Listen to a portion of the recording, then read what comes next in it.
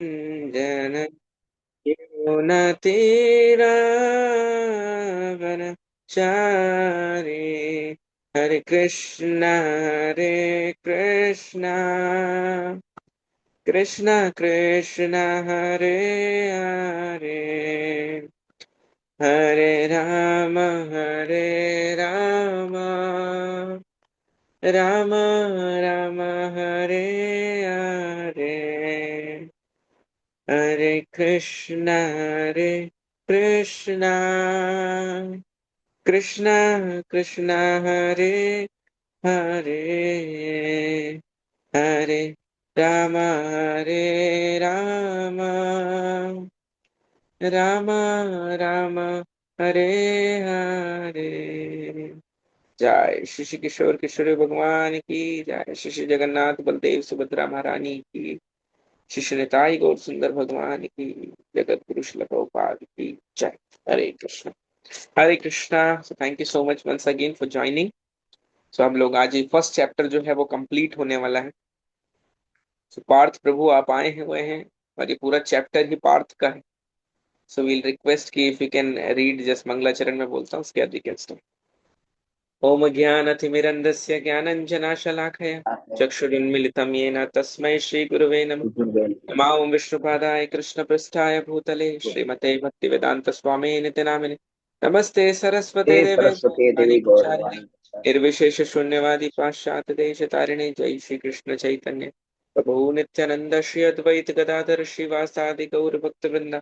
Hare Krishna Krishna Krishna Hare Hare, Hare Rama Rama Hare Hare, Hare Krishna. Okay, yes Prabhu ji we can start.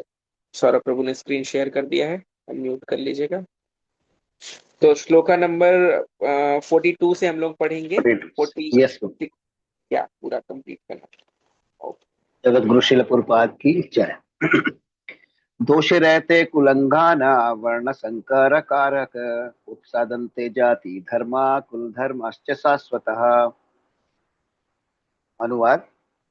जो लोग कुल परंपरा को विनष्ट करते हैं और इस तरह अवांछित संतानों को जन्म देते हैं, उनके दुष्कर्मों से समस्त प्रकार की सामुदायिक योजनाएं तथा पारिवारिक कल्याण कार्य विनष्ट हो जाते हैं। तात्पर्य जगत गुरु शिल प्रभुपाद जी के द्वारा। जगत गुरु शिल प्रभुपाद की जय। सनातन धर्म या वर्णाश्रम धर्म द्वारा निर्धारित मानव समाज के चारों वर्णों के लिए सामुदायिक योजनाएं तथा पारिवारिक कल्याण कार्य इसलिए नियोजित है कि मनुष्य चरम मोक्ष प्राप्त कर सके। अतः समाज के अनुत्तरदायी नायकों द्वारा सनातन धर्म परंपरा के विखंडन से उस समाज में अव्यवस्था फैलती है। फलस्वरूप लोग जीवन के उद्देश्य श्री विष्णु को भूल जाते हैं। ऐसे नायक अंधे कहलाते हैं और जो लोग इनका अनुगमन करते हैं वे निश्चय ही कुल कुव्यवस्था की ओर अग्रसर होते हैं। श्लोक नंबर 43। उत्सन्न कुल धर्माणाम मनुष्याणाम जनार्दन नरके नियतम वाशो भवति भवति तनु अश्रुशरम। हे प्रजापालक श्री कृष्ण, मैंने गुरु परंपरा से सुना है कि जो लोग कुल धर्म का विनाश करते हैं वे सदैव नरक में वास करते हैं। तात्पर्य। अर्जुन अपने तर्कों को अपने निजी अनुभव पर आधारित करके आचार्यों से जो सुन रखा है उस पर आधारित करता है। वास्तविक ज्ञान प्राप्त करने की यही विधि है। जिस व्यक्ति ने पहले से ज्ञान प्राप्त कर रखा है उस व्यक्ति की सहायता के बिना कोई भी वास्तविक ज्ञान तक नहीं पहुंच सकता। वर्णाश्रम धर्म की एक पद्धति के अनुसार मृत्यु के पूर्व मनुष्य को पाप कर्मों के लिए प्रायश्चित करना होता है। जो पापात्मा है उसे इस विधि का अवश्य उपयोग करना चाहिए। ऐसा किए बिना मनुष्य निश्चित रूप से नरक भेजा जाएगा, जहां उसे अपने पाप कर्मों के लिए कष्ट में जीवन बिताना होगा। 44। अहोबत महत पापम कर्तुव्यसिता वयम यद्राज्य सुख लोभेन हंतुम स्वजन मुद्यतः। ओहो, कितने आश्चर्य की बात है कि हम सब जघन्य पाप कर्म करने के लिए उद्यत हो रहे हैं। राज्य सुख भोगने की इच्छा से प्रेरित होकर हम अपने ही संबंधियों को मारने पर तुले हैं। तात्पर्य। स्वार्थ के वशीभूत होकर मनुष्य अपने सगे भाई, बाप या माँ के वध जैसे पाप कर्मों में प्रवृत्त हो सकता है। विश्व के इतिहास में ऐसे अनेक उदाहरण मिलते हैं, किंतु श्री भगवान का साधु भक्त होने के कारण अर्जुन सदाचार के लिए जागरूक है।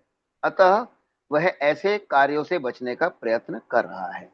45, यदि माम प्रति का कार्म शस्त्रम शस्त्रपाणाय धृतराष्ट्रणे हन्युस् तन्मे शक्तम तरम भवेत।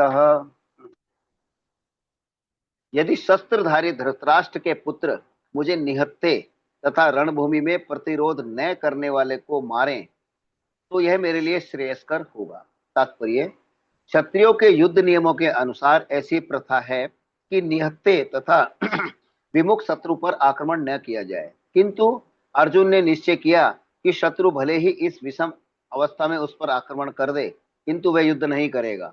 उसने इस पर विचार नहीं किया कि दूसरा दल युद्ध के लिए कितना उद्यत है। इन सब लक्षणों के कारण उसकी दयाद्रता है, जो श्री भगवान के महान भक्त होने के कारण उत्पन्न हुई। 46, संजय उवाच एवं मुक्तार्जुन संख्ये रथ उपस्थे उपाविशत विसर्जय सशरम चापम शोक संविना मानसः। संजय ने कहा, युद्ध भूमि में इस प्रकार कहकर अर्जुन ने अपना धनुष तथा बाण एक ओर रख दिया और शोक संतप्त चित्त से रथ के आसन पर बैठ गया। तात्पर्य, अपने शत्रु की स्थिति का अवलोकन करते समय अर्जुन रथ पर खड़ा हो गया था, किंतु वह शोक से इतना संतप्त हो उठा कि अपना धनुष बाण एक ओर रखकर रथ के आसन पर पुनः बैठ गया। ऐसा दयालु और कोमल हृदय व्यक्ति जो श्री भगवान की सेवा में रत हो, आत्मज्ञान प्राप्त करने के लिए प्राप्त होने के योग्य है।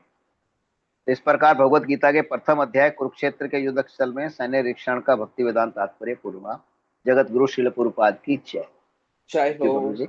हरे Krishna. Thank you so much, बहुत अच्छे से रीडिंग किया पार्थ प्रभु जी आपने। सो डिवोटीज, हम लोग 42nd वर्स से डिस्कशन कर रहे हैं आज। 42nd से लेके 46 जो श्लोक है, आप देखेंगे कल भी यही चर्चा आ रही थी कि कैसे फैमिली का जो फैमिली ट्रेडिशन है और उसका बचा रहना बहुत आवश्यक है। बार बार इनकी चर्चा क्यों हो रही है, और स्पेसिफिकली प्रभुपाद जी भी लिख रहे हैं वर्णाश्रम के विषय में और इन सब चीजों के विषय में। तो वर्णाश्रम शब्द आप सबने सुना होगा, लेकिन ये बहुत बड़ा साइंस है।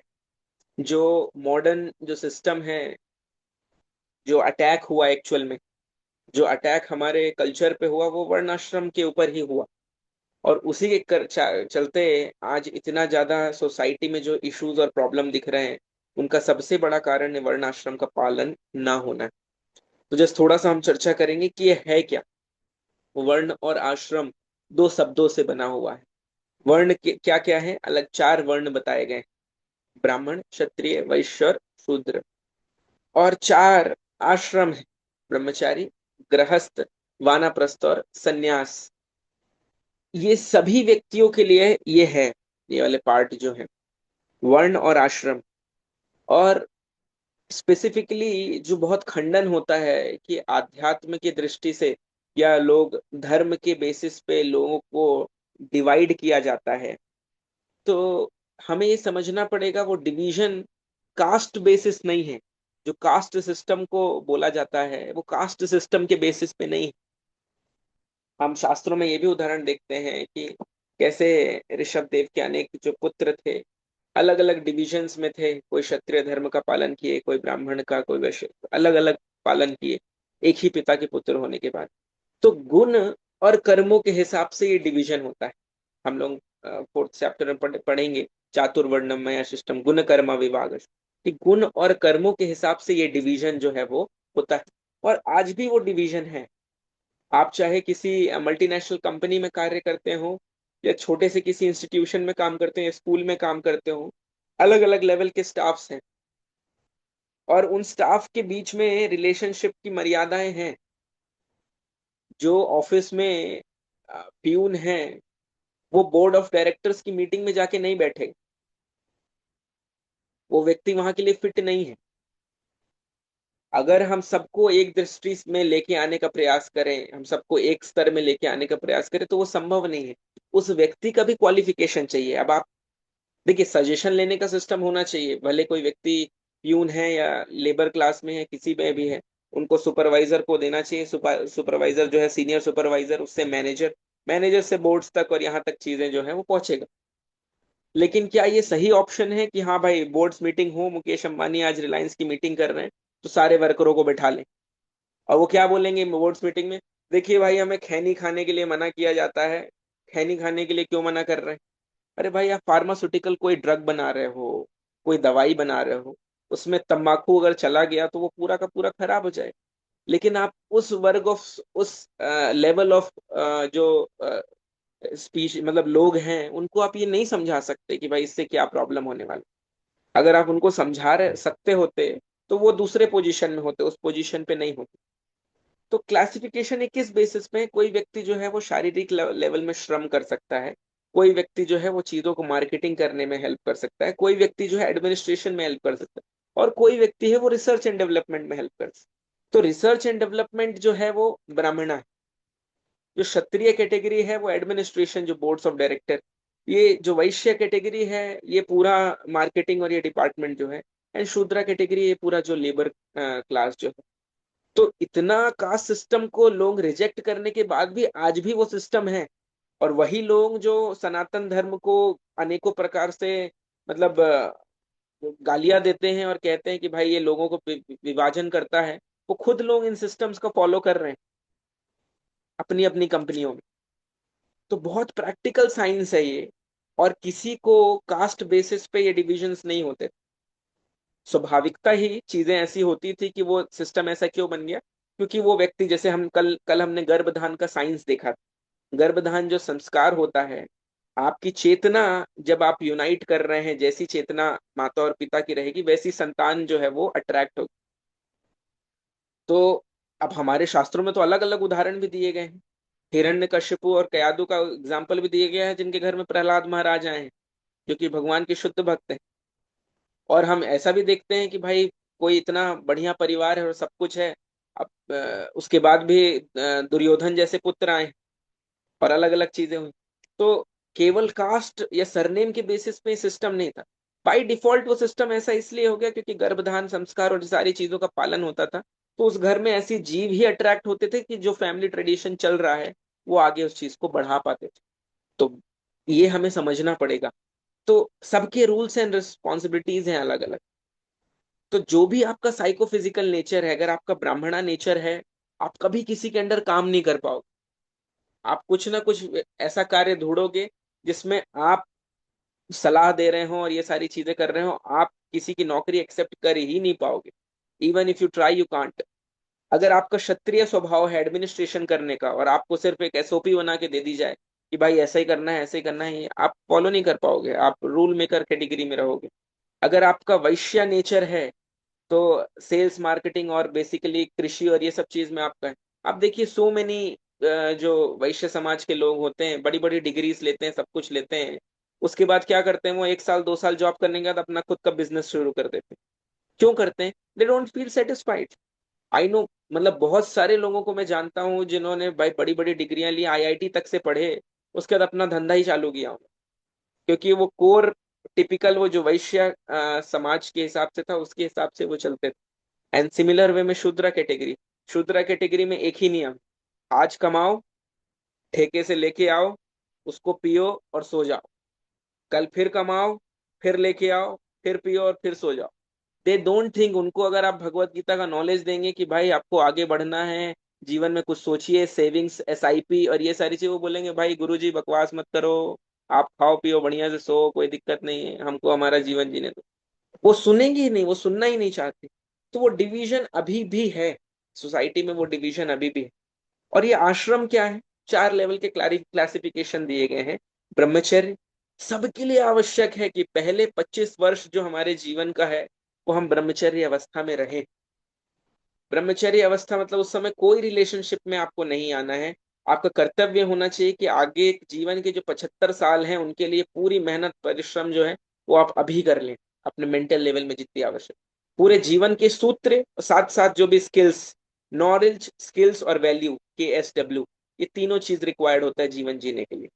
कुछ आपको ज्ञान चाहिए, कुछ स्किल्स चाहिए और कुछ वैल्यूज चाहिए, ये तीनों ब्रह्मचर्य स्टेज में आते हैं। उस स्टेज के बाद गृहस्थ स्टेज आता है। गृहस्थ स्टेज में आप अब ब्रह्मचारी जैसे उस जीवन में नहीं रह सकते। आप अपने परिवार से अलग नहीं रह सकते, आप परिवार को अलग करके नहीं सोच सकते। उस समय आपका परिवार में स्नेह देना और परिवारजनों के बारे में सोचना ही आपका कर्तव्य है। कोई अगर गृहस्थ आश्रम में आके ये नहीं कर रहा है और अपनी रिस्पॉन्सिबिलिटी से भागना चाह रहा है, तो वर्णाश्रम धर्म का पालन नहीं कर रहा है। क्योंकि प्रॉब्लम क्या है, जब हम गृहस्थ हैं तब हम सन्यासी की जैसे जीना चाहेंगे, और जब वानप्रस्थ का समय आएगा उस समय हम गृहस्थ जैसे जिएंगे। ये सोसाइटी में बहुत ज्यादा डिसबैलेंस हो गया है। और रीजन क्या है, हमको अपनी रिस्पॉन्सिबिलिटीज एक्सेप्ट नहीं करना है।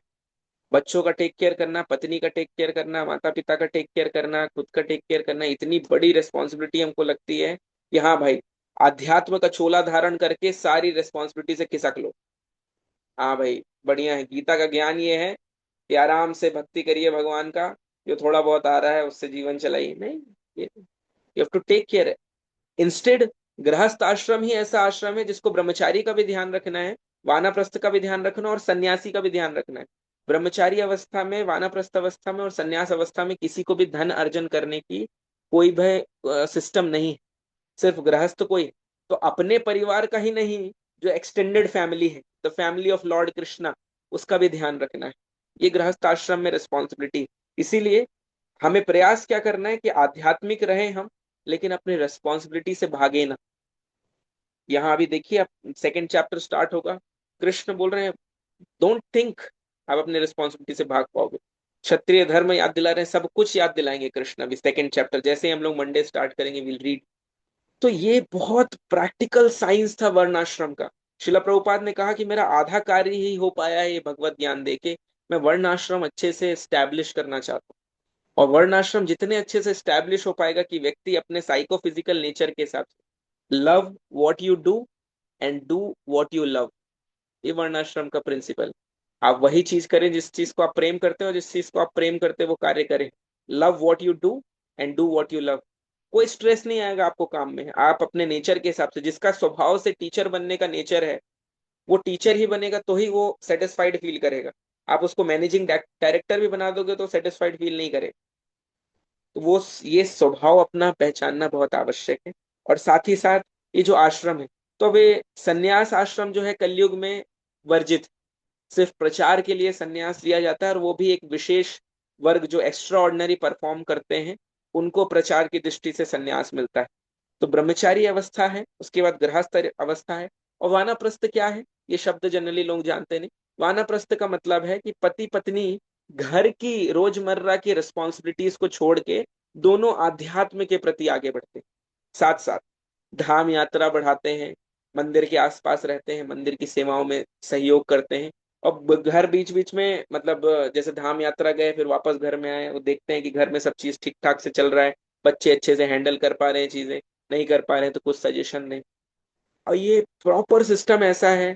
अभी दिक्कत क्या हो जाता है, व्यक्ति आखिरी तक बैठा है, अभी नाती हो गया, अब पोता हो जाए, पर पोता हो जाए, और तोता हो जाए, पता नहीं क्या क्या हो जाए, और बैठा हुआ घर में।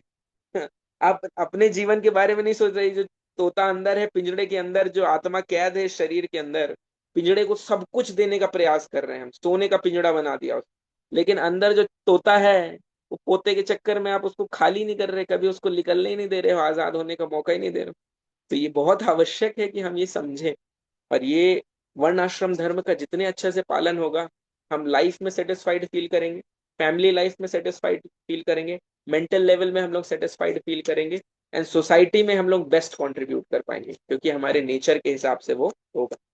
अब नेक्स्ट अर्जुन कह रहे हैं कि भाई सब तो नरक जाने वाले हैं, क्या करेंगे ये ऐसे कार्य करके। और हमेशा हमेशा के लिए अर्जुन क्या लिख रहे हैं, O Krishna maintainer of people, I have heard by disciplic succession that those whose family traditions are destroyed dwell always in hell, हमेशा नरक में रहते। तो पहली बात तो हमें ये समझना पड़ेगा कि हमेशा के लिए नरक भगवान ने बनाया ही नहीं। ये संसार ही जो है वो टेम्परेरी, तो नर्क भी टेम्परेरी है। ये पूरा संसार के अंदर जो जेल है वो भी टेम्परेरी। जेल भेजने का पर्पस ये है कि कैदी जो है रिफॉर्म हो जाए, जो यहाँ गलत काम उसने किए हैं वहां जब डंडे पड़े तो उसको याद रहे कि हाँ भाई सुधर जाओ, अभी भी वक्त है। तो रिफॉर्मेशन के लिए वो स्थान है, फॉर एवर के लिए नहीं। तो ये अर्जुन अलग अलग तर्क दे रहे हैं, उसके बाद बोल रहे हैं कि मैं अपने परिवारजनों को मारूं और ये सारी चीजें करूं। और आखिरी में क्या है, आखिरी में संजय बता रहे हैं कि बस ये अवस्था हो गई कि अर्जुन अब बैठ जाते हैं। अभी इज लाइक कि आई एम डन, मेरे से अब आगे कुछ नहीं हो पाएगा। हम सबके भी जीवन में ऐसी परिस्थितियां आती हैं, आदमी इतना ओवरवेल्म्ड हो जाता है चीजों से कि हमें अब लगने लगता है कि नहीं भाई, अब मैं कुछ नहीं कर सकता, enough is enough, full stop. इस अवस्था में हम आ जाते। तो युद्ध के ये जो पूरा हमने सेक्शन डिस्कशन किया इस पूरे चैप्टर में, आज कंक्लूडिंग है इस सेशन का। तो 5 प्रमुख कारण जो हैं वो अर्जुन ने दिए युद्ध ना करने, और वही 5 प्रमुख कारण हैं हमारे भक्ति में आगे ना बढ़ने के भी। ये कैसे? पहला जो उन्होंने दिया, पहला रीजन था सांसारिक करुणा।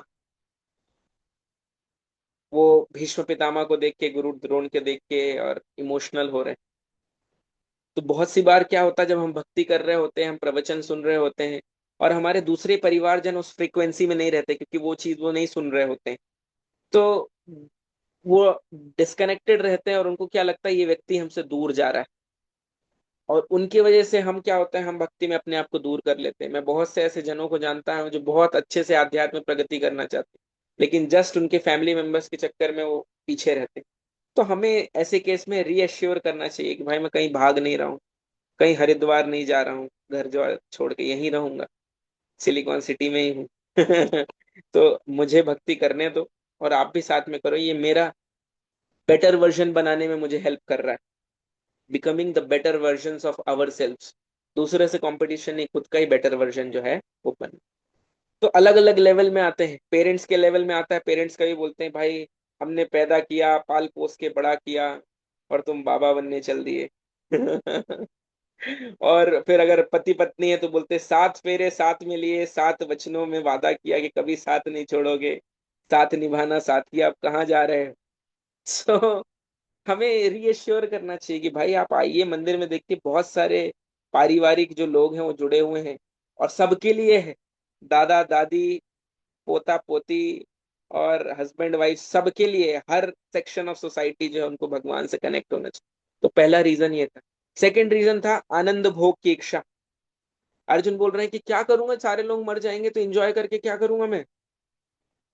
और यही इच्छा हमारे अंदर भी आती है। हम जब भक्ति में आते हैं और सुनते हैं अरे भोग लगा के खाना है, भगवान को अर्पित करके ही खाना है, हमें लगता है अरे अब सारी चीजें लगता है छूट जाएंगी, पूरे जो सड़क के चाट पकौड़ी जो है सब कुछ छूट जाएगा, क्या करूं मैं, कैसे जीवन जीऊंगा, सांसें ही नहीं आएंगी अब तो ये आसक्तियां जो हैं हमको वापस खींचने लगती हैं। लेकिन आप देखेंगे सब कुछ भगवान को भोग लगा के खाया जा सकता है, सब कुछ। आपका समोसा हो, चाहे पिज्जा हो, चाहे नूडल्स हो, चाहे बर्गर हो, चाहे जो भी हो, भगवान हमारे सब कुछ ग्रहण करते हैं आपके लिए। हम सब के लिए। तो आनंद भोग की इच्छा, भक्ति में आके आनंद बढ़ता है, कभी भी आनंद कम नहीं होता। व्यक्ति सूखी रोटी तभी छोड़ पाता है जब उसे अच्छा बढ़िया आलू का पराठा मिल रहा हो। तो वैराग्य का शब्द का अर्थ ही है विशेष रूपेण राग, वैराग्य। तो ये जो भक्ति में आके जो सो कॉल्ड बाहरी दृष्टि से रिनंसिएशन या वैराग्य दिखता है, वो विशेष रूप का राग्य है जो मिलता है भगवान के प्रेम से, आनंद से मिलता है। तो सेकंड रीजन अर्जुन का ये था। थर्ड रीजन था पारिवारिक कुल और परंपरा नष्ट हो जाएगी। बहुत सी बार ये भी रीजन रहता है लोगों को अटका देने का, भाई नहीं हमारे यहाँ तो कुल देवी देवता यही हैं, हम तो इनको ही फॉलो करते हैं। कृष्ण तो हमारे यहाँ ऐसा कहा गया है कि घर में अगर भगवत गीता रखेंगे तो लड़ाई होने लगती है। बिल्कुल सही बात है, आपने भगवत गीता नहीं रखी थी तो बहुत ही सुख शांति है जीवन में, बिल्कुल नहीं लड़ते आप कभी। अरे लड़ तो पहले भी रहे थे।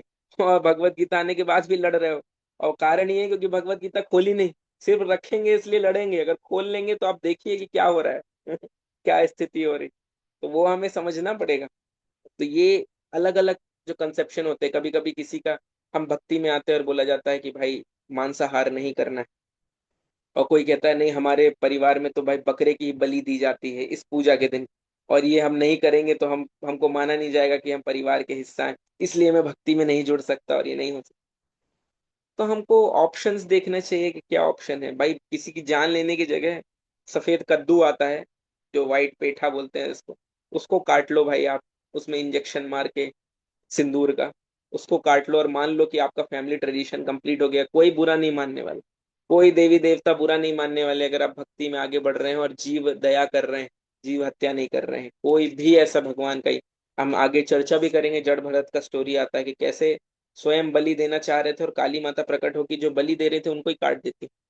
तो देवी देवता कभी भी, क्योंकि उनके भी प्रभु हैं भगवान श्री कृष्ण, तो कभी दुखी नहीं होंगे। तो कोई भी ऐसा परंपरा और कुछ ये नहीं है जो हमारे और कृष्ण के संबंध के बीच में आ सके। चौथा रीजन जो अर्जुन देते हैं, पाप, कि भाई इतना सारा जो चीजें कर रहे हैं, इन इन सब चीजों से ये पाप होने वाला है, इतने लोगों की मृत्यु होने वाली है और ये सारी चीज। तो हमारा भी यही लास्ट पॉइंट से कनेक्टेड है कि भाई मैं फैमिली ट्रेडिशन का ये चीज पालन नहीं करूंगा, ये नहीं करूंगा तो भाई पाप होगा और ये सारी चीजों का। भक्ति तो विधि ही वही है, आप भगवान का नाम जप कर रहे हैं, उससे आपके पाप कर्म कट रहे हैं।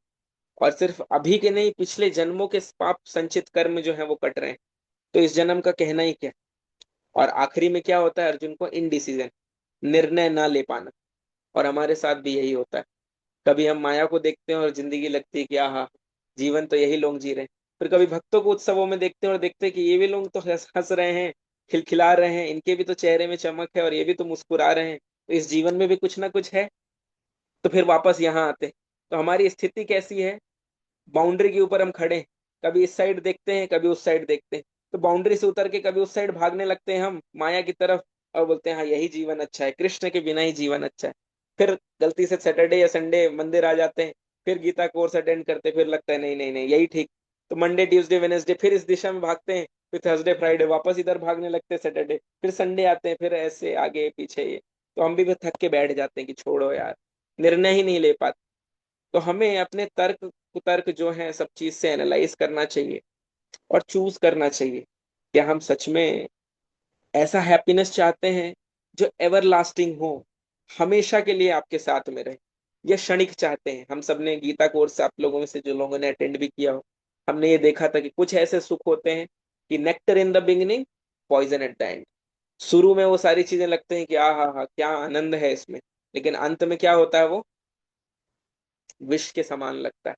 तो चॉइस हमारा है कि अभी कुछ चीजें हैं जो विष के समान लग सकती हैं, अभी ये आधे घंटे देना। अब ग्रुप में 200 लोग हैं, उनमें से 48 लोग जुड़े हुए हैं इसमें। तो बहुत सारे लोगों के लिए और बहुत सारी प्रायोरिटीज, और बहुत सारे कार्य इसी आधे घंटे में याद आते हैं और इसी आधे घंटे में वो करते हैं। और कुछ लोग हैं वो एक्सक्लूसिवली ये समय जो है डेडिकेट। तो तपस्या लगता है, अरे भाई आधे घंटे बैठना है और एक टकला बोल रहा है, बस उसको सुनते रहना है, सुनते रहना है, और बीच बीच में भगवत गीता पढ़ना है। लेकिन ये नॉलेज अगर हम एक्सेप्ट कर रहे हैं अपने लाइफ में, तो क्या होगा, हम देखेंगे कि सच में पॉजिटिव चेंज जो है वो आ रहा है। एंड ऐसा कोई भी व्यक्ति नहीं है जिसने भगवत गीता अच्छे से पढ़ी और समझी और उसके जीवन में पॉजिटिव ग्राफ, पॉजिटिव चेंज नहीं आया, ऐसा कोई व्यक्ति नहीं। आज तक आप इतने बड़े बड़े बिजनेसमैन हो जाएंगे, इतने बड़े बड़े एथलीट्स हो जाएंगे, सब कुछ जिसने भी भगवत गीता एक्सेप्ट की है, वो सबने माना है कि हाँ कुछ स्पेशल है, क्योंकि सारे ग्रंथों का ये क्या है, एक गाय के समान है और उससे जो दूध निकल रहा है वो ये। तो जो ग्वाले हैं हमारे, जो दूध निकाल रहे हैं वो भगवान श्री कृष्ण है, और अर्जुन जो है वो बछड़े, और उनके माध्यम से जो दूध बच रहा है वो हम सब में भी वितरित हो रहा है। अब देखते हैं कि भाई हमको क्या चाहिए, ये भगवत गीता का गीतामृत चाहिए कि सराफा का वो जो केसर दूध है वो चाहिए हम। चॉइस हमारा। ठीक है, श्रीमद् भगवत गीता की जय, जगत गुरु शिल प्रभुपाद की जय। Thank you so much devotees. अभी नेक्स्ट हमारा जो सेक्शन स्टार्ट होगा, आप में से किन्हीं के प्रश्न हो तो आप लोग बिल्कुल ग्रुप में डालिए, विल बी आंसरिंग इट। और जो नेक्स्ट चैप्टर स्टार्ट होगा, सेकंड चैप्टर, बहुत इंपॉर्टेंट है ये चैप्टर, सार बोला जाता है भगवत गीता का ऐसे। सो मंडे से हम लोग स्टार्ट करेंगे, मंडे वो स्टार्ट होगा। सैटरडे संडे टेम्पल में ऑफलाइन क्लासेस रहती हैं, जो यूथ्स हैं उनके लिए सैटरडे रहता है, जो मैरिड कपल्स और बाकी सब है उनके लिए संडे को रहता है। तो और जो कुछ लोग ऑनलाइन जुड़े हैं, बहुत सारे मुझे डिवोटीज के रिलेटिव्स दिख रहे हैं जो इंदौर में नहीं रहते, तो श्वेता माता जी जो संडे की लिंक होती है ना गीता क्लास की, वो इस ग्रुप में भी डाल दीजिएगा, सो दैट हम लोग कनेक्टेड रहें, क्योंकि रीडिंग कनेक्टेड चल रही है ना, तो वो अटेंड करेंगे तो थोड़ा इजी रहेगा डिवोटीज के लिए। तो ऑनलाइन लिंक जो है वो डाल दीजिएगा। Okay, Hare Krishna. Thank you so much once again. जय शिला प्रभुपाद की जय।